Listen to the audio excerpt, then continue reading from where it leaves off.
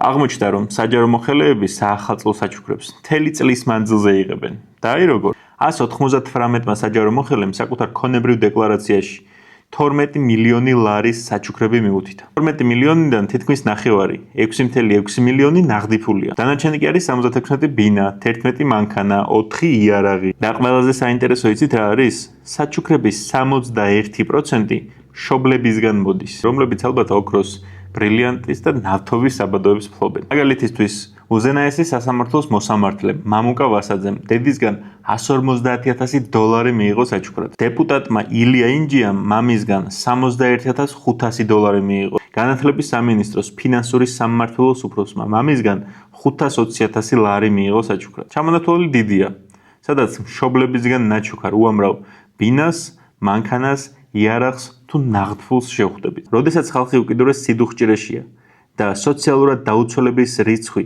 რეკორდულ ნიშნულზე ავიდა, ქართული ოცნების ჩინოვნიკები გულუხვი საჩუქრებით იწონებენ თავს.